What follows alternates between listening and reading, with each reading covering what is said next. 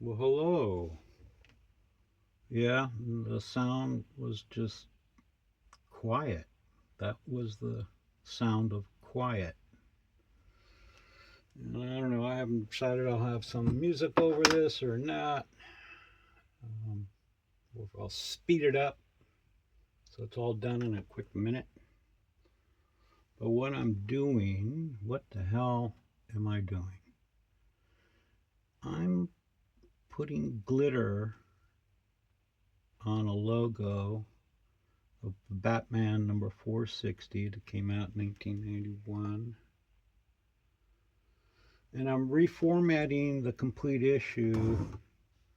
I'm using two issues so I get every panel on every page, both sides, of course, and then reformatting the complete story onto looks like it'll be 5 boxes and cigar boxes. So they'll be sequentially putting the panels in order throughout the series of boxes. Um, So this is the second in this 5-box series. And this is the first one. Love Norm Breyfogel's work, his artwork, his pencil work. And then this issue has Tim Sale doing the inking. It really polishes it. His style already is polished, but he wouldn't call it clutter by any means. But so yeah, I made 1,000. This would be 1,163 of hashtag stash it boxes. And yeah, sure, pretentious, just a bunch of boxes with glue. Hopefully, when you do something that many times, there is some improvement in the process. Is both enjoyable to make and be involved in. Pay homage to the original storytellers, which is really what I've been able to do, it feels like. Because many who own them just love the medium and sometimes love that particular character or the storytellers. So to have a one of a kind, which these are, each one is a one of a kind, I don't duplicate anything. It's just been something I came across on a day when I was kind of hungry. And those are some of the best ideas, when you're hungry. You come up with some stuff by necessity. But I had all these damaged comics and I couldn't figure out what to do with them. They were incomplete, or most of them didn't have a cover. Could have been stained. But they were, I always say, like ugly orphans. I could find a home for them eventually, and one way or the other, love will be found. So I started putting them together, and the very first one I kept because I just had a feeling I'll keep the first one, like a lot of collectors like that first issue. And then the second one, when I made that, a gentleman was shopping at my then booth at a flea market swap meet down in San Diego. And he'd been watching what I'm doing and had some music playing or something. And eventually he's like, well, I don't see anything I want except what the hell are you doing with that comic? And I said, well, I don't really know at that point. I really didn't. I just want to reuse this art that's been damaged and neglected or whatever. And at the time I was putting them on just Michael boxes, and I did see these guys selling empty cigar boxes, so I figured out, well, there's a commodity right there that I could get anywhere and everywhere for a price, empty cigar boxes. And then Mod Podge came to mind, and I hadn't really worked with it, but I've worked with paints and oils and dabbled, as they say. But Mod Podge, just craft wise, it just made sense to put these things together like peanut butter and chocolate. I sort of figured, hey, I could give that comic a whole new life, and it will be out on somebody's shelf or on display somewhere, maybe close enough that it wouldn't be hidden like a lot of people hide their comic collection.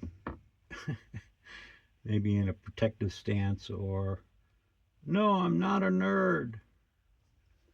In any case, they don't always have their comics all over. Now that there's slabbed comics, of course, people will do that. Display like a museum. The Concord, like trophies, heads of deers and whatever. The Huntsman is the new nerd. Anyways, it's probably a good thing that I'm not going to talk this whole time. You hope.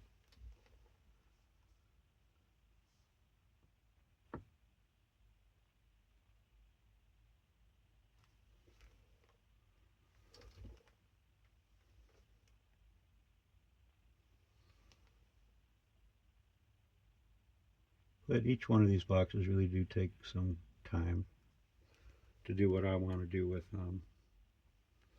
I like highlighting a lot of the art.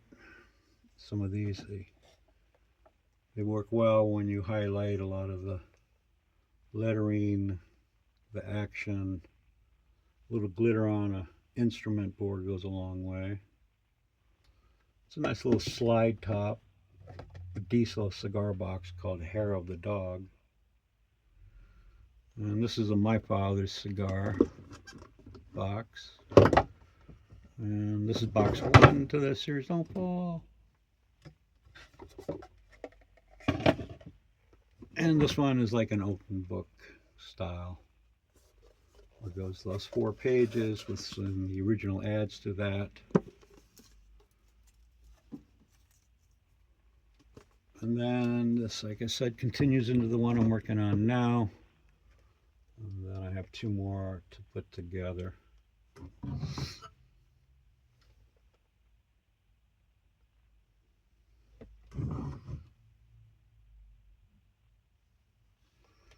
I've sold the Stash It boxes all over the country in various venues. As I said, I started making them in San Diego in 2013, May 28th. I finished the first one. And then I started going up and down the coast, San Francisco, where I'm originally from, and had Al's Comics for 22 years. Or it had me. It depends on how you look at it. But that's where I ended up getting a lot of these old comics that I still have a lot of them. But I'm persnickety in process at this point where I'm looking for 2 of the same damaged comics so I can reformat that whole complete issue. If not the cover too. In this case they do have the cover. Sometimes they end up with a lot of extra inventory of the same numbers. And in most cases they are damaged, and not in this case. So yeah, I've succumbed to sacrificing a comic here and there. And a lot of times it's the requests. People ask me for this or that. If I don't have it, it doesn't make any sense to go online and hunt for something and pay that high price, because that's part of all that. If it's cheap enough, then I don't have to charge for what I paid for the comic as well, if they're damaged and don't have a lot of resale value. So this is a good outlet for a lot of the resources that are available. Yeah, you could slab it and point whatever. Doesn't make any sense to me. There's too many of these out there. And repurpose useful art, that's a good thing. Treasure boxes, jewelry boxes. I put eye screws on a few and made purses out of them. If they've got the nice front clasp and they can close, and if their shape isn't prohibiting them from being purse-like.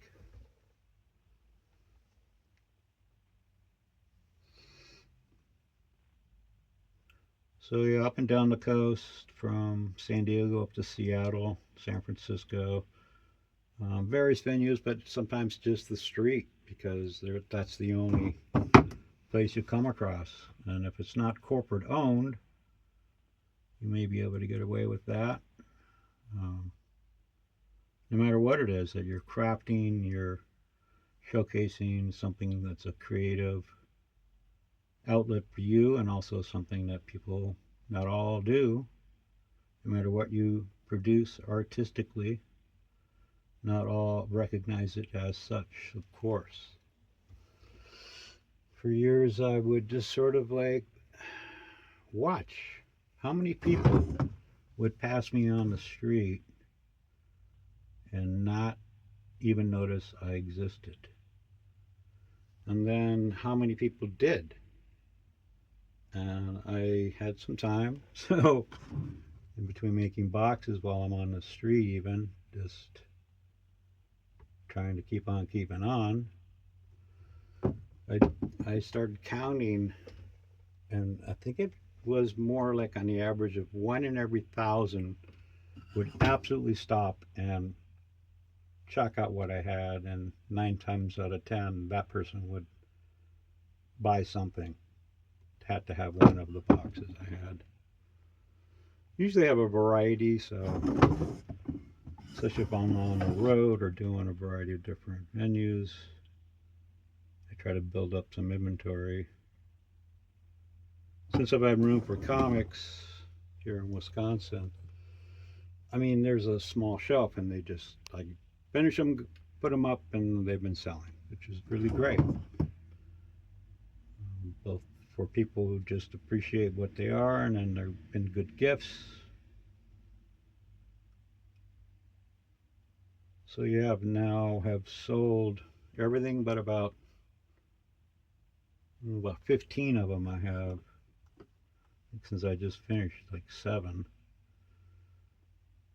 So yeah, I've sold 1,145, maybe somewhere in that neck of the woods.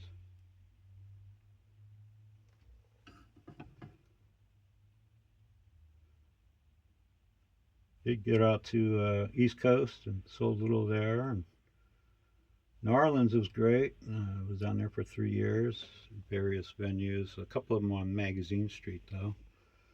That was great, just because there's so many artistic, talented people around you, crafters, painters, artists of all kinds, really, and from everywhere. Which, me being from San Francisco, a good variety of the offerings of the planet is what I'm used to.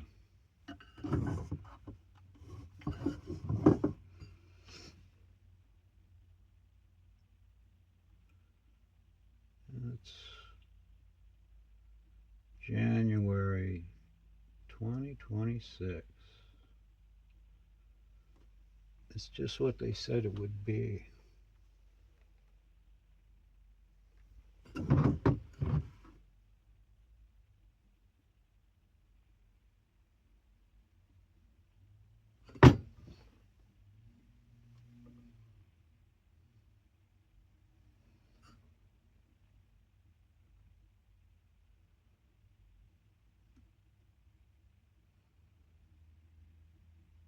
So it already put over a layer. Well, it starts out with 6 layers of flat Mod Podge, and then the logo I did in a high gloss first round, so that when I'm doing the glitter, it'll be surrounded by this high gloss rim, and center will be, of course, glitter.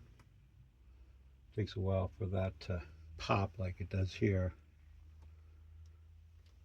And yeah, for the longest time I highlighted the logos, but I didn't add any glitter.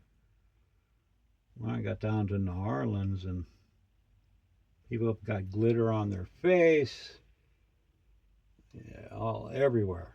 So I'm like, hey, why have I been holding out? And of course, once you go glitter, well, you never go back. It's all glitter now, man. Well, at least on a lot of the logos.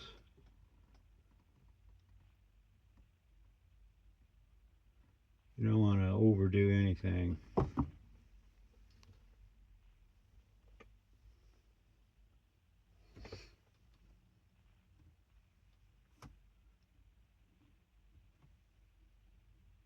I don't know. Well, maybe you do.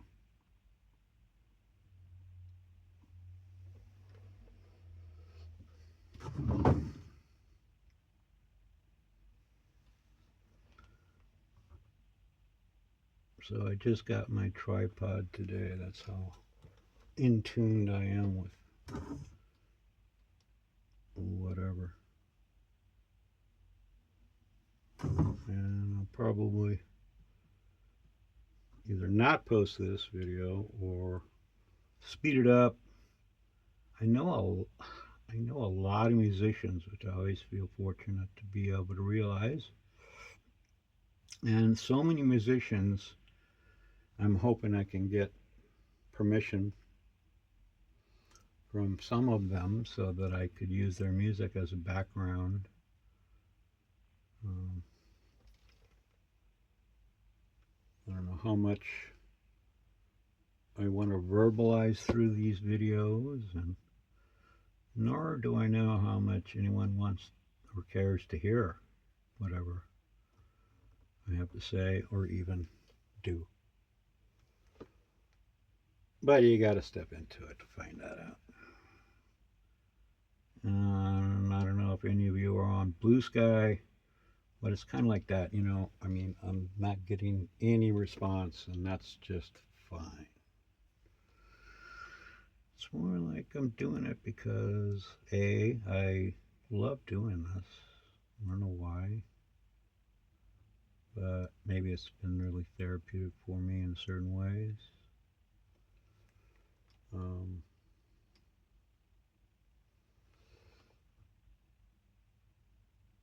yeah, if it works, it works. If not, I don't really care. I mean, I'm not expecting a plaque on the wall for my YouTube exploits.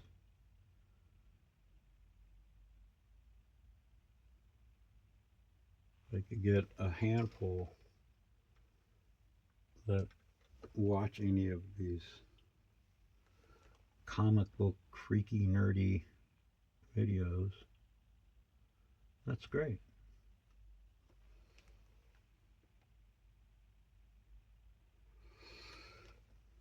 And really, it's like so many creative people I've known that a few times I feel like compelled to do something, sketch, draw, paint, and I have put them on my original art on boxes as well. And it's been really fun and very gratifying to merge mediums like that. Once had a ticket from a cop down at Venice Beach, of all places, and he said, "Oh, you can't sell these." I go, "What are you talking about?" And he says, and this was back in 2013 when I first started making them. And he said, "Well, because they're useful art, and we don't allow useful art." And I'm like, I thought all art was useful. But of course, he was carrying the gun, so I wasn't gonna argue in any way at all. But he said, "You got to break it down. You got to take your table and shut it down and stop selling these." Well, it turned out, found out the week after when I went back, and I wasn't selling, but I was talking to some other vendors, and they said, "Oh, that cop is owned by the guy who owns that head shop there. And he must have come out and seen you selling stash it boxes and thought you were competing with him." So that made sense. And he actually did give me a ticket. I had to respond. I was living in SF and had to drive back down to LA to go to the court summons. And of course, he didn't show up. Man, you know, California, why you got to treat your people like this? Isn't there anybody that's able to stop the greed? Or is it just so like greed open season there that people are used to being just a witness to everyone else's suffering? Doesn't make it right. Okay, enough of that. Thank you. Moving right along.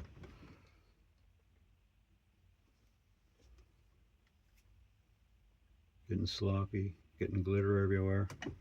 Yeah, and it does help to every once in a while get the glitter off your fingers if you end up building anything up. So then you'll have glitter fingerprints on everything. And you'll be eating glitter before long. Word to the wise.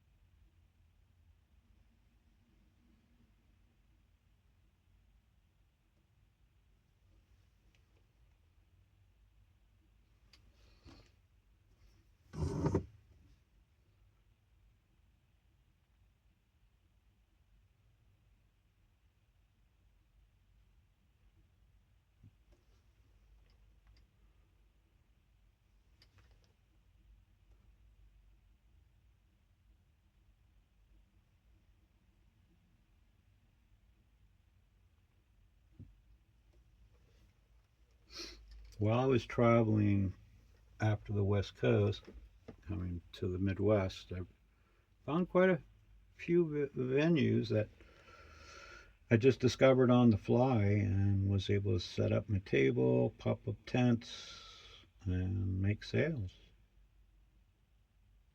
Just on a traveling non residential seller's permit deal. Not very formal in a lot of cases. So.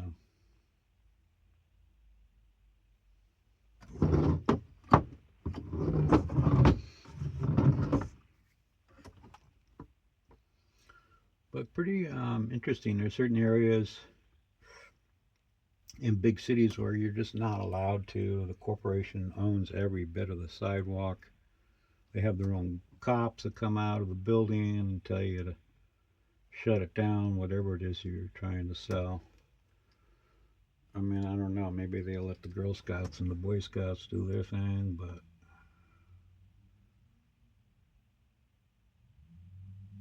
anybody else, pretty much, you're going to be battling them. I've had guards come out of buildings and said, "Oh, I see what you're doing now. I was told to come out and shut you down, but can I get that box before you shut down?" And that was such a compliment. I didn't even mind it.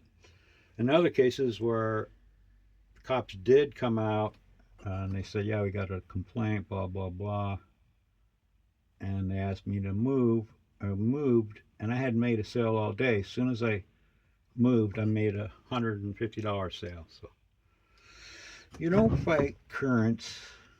You got to realize the current and don't drown. Number one rule. And find your way through the current that best enables you to do what you do.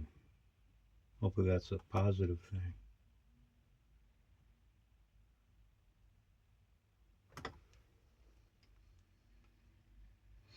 Takes a few hours for this glitter to start to pop.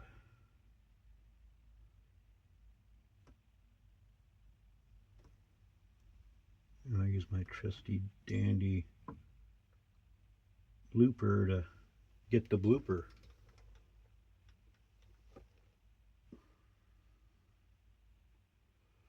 But yeah, it's maybe too quiet. Don't even have the snow plows working out there.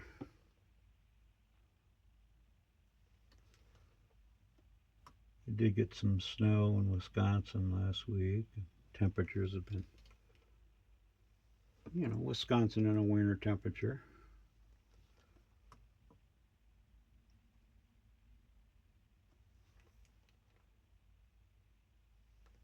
Looks like it's going to warm up 30s and 40s this week.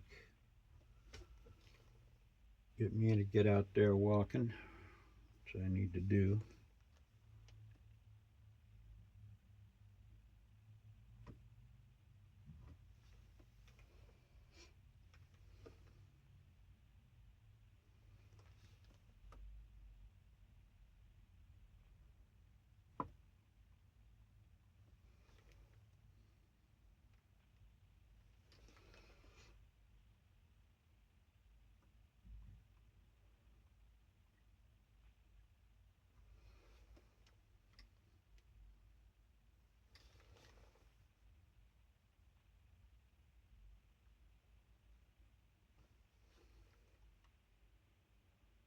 And I don't sell these online.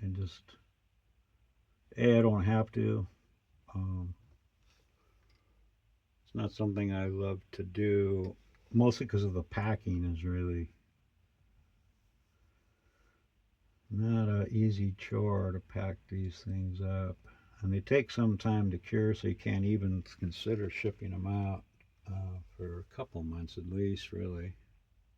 Depending on how thick the Mod Podge is, and the temperatures make a major difference. So, the humidity, how wet, all those factors into the Mod Podge itself,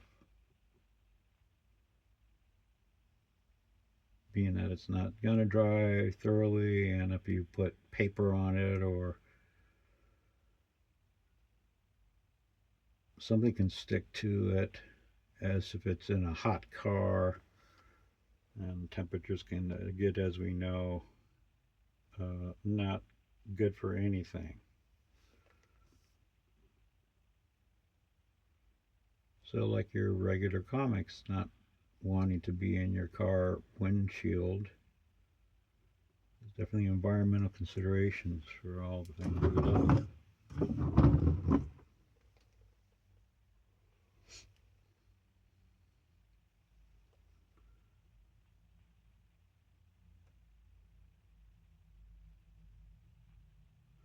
I like Mod Podge for the non toxic element. Um, I don't mind the smell. I don't even register the smell much, but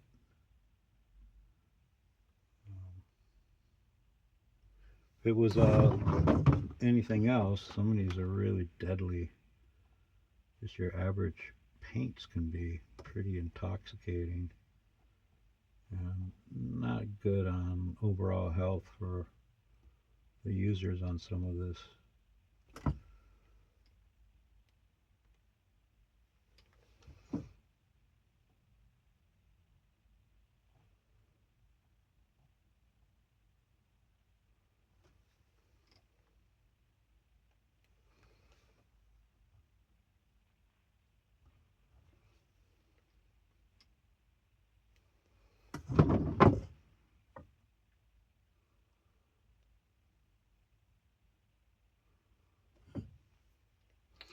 I think I will highlight Catwoman here, and I think I'll do a flat highlight of her body in the shadow, but then I'll do a gloss on her mane out of the shadows features here.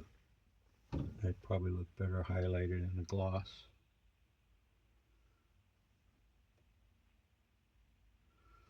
When you start to do it, you do see things that you can either keep going and add to it, or you got to stop at some point. I mean, you can articulate everything on this. It's a beautiful piece of work. And where do you end? I mean, I've done some where I'm like, okay, I've reached the point where I'm never going to be able to sell it because I put too much time into it. And that's fine if you're doing a consignment for somebody who you really respect or don't mind doing the extra work you know you're not going to get paid for. And I know that's a big no no. People want to and should get what they rightfully put out for what is recognized as an accomplished creative offering. Um, but sometimes you're just like, well, for my personal opinion, this has to be done. Well, I think I reached a price point beyond what I would get for it. Yeah. So you're like, okay, well, that's the cost of being whatever finicky or seeing something that you're just not going to let lie just because it's going to take the time it takes to make it right. And overall, I can't argue with having had so many people love. As again, I don't want to overshoot my place in this because these guys are the crafters. I'm offering an element of a variety or a variant of this, hopefully a talent that people have always appreciated, but put the one of a kind spin on it, not exploiting it. I have sold boxes to artists and writers, their own artwork, and was gifted to them, and they just loved it. Wasn't sure how somebody would react, but they loved it. So all those cliches in there, but I was happy that they did. But that's when you want to put out everything you can, and it's not about the dollar, if it ever has been. If you're fortunate enough to be able to be involved in something you love, really, don't cheapen it by demanding this dollar per dollar, because you know there are times when, damn, you feel like you should be paying into the process that you've gotten so much joy from. And I've had that where I've had people, street people, somebody who was just completely not able to really put any money down for anything, but their enthusiasm was so strong, and I had been selling them in that one spot, particularly that particular day, doing quite well. And I just knew, you know what? Your enthusiasm generated a lot of interest just in me hanging out. And I gifted them a box. It was a Scooby Doo box they had fallen in love with. And I can only hope that that helped their creative potential to find something that they, in turn, can turn around and offer to somebody.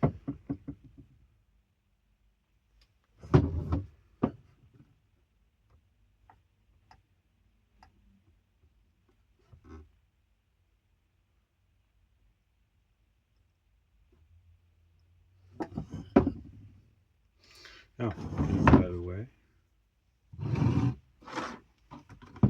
this is the, like I say, box 2 of this series. So I learned a while back that if you're going to have a comic where you got a splash page and a cover, people mostly will go for the cover. But then you can make another box that highlights the splash page on the top and be as equally, people will be equally interested in that. So that's box 1 with the start of the story and splash, and then it continues into here. This one, I do believe I have it beginning on the outside, continue from this story. From the outside, it wraps around like they all do, from the right to the left to the bottom, and then continues inside, down, and around. And I've got ads. I haven't tagged it yet, where I will put the box number, what the comic's from, but of course it's evident on it, the cover. Who did the art, who did the story, when they did it, where I made the box. And yeah, it's mostly just been for me, but enough people have decided that there's something, and that's always a good thing in my book.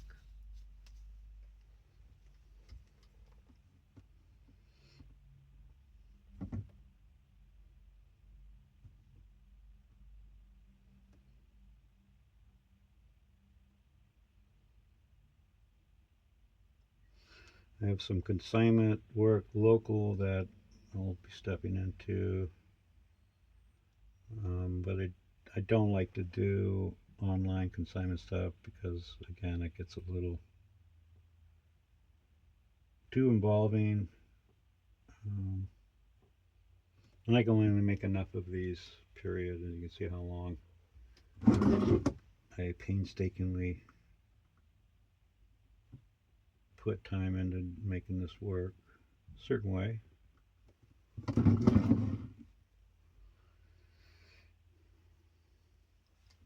And sometimes I just can't produce them. I can't work them. One thing or another, and but I get on little creative streaks. So I'm in one now, and I appreciate being able to put them together.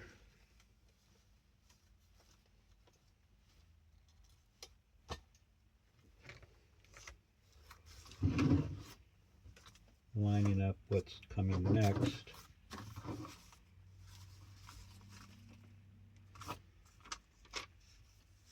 Looks like I have absolutely 2 boxes I can put out with what this. So I cut the margins off, keep them in sequential order, storytelling, reformatting box by box. And I believe the last page will be a splash page, so that'll be interesting to time and place that where it should be. And add pages as well.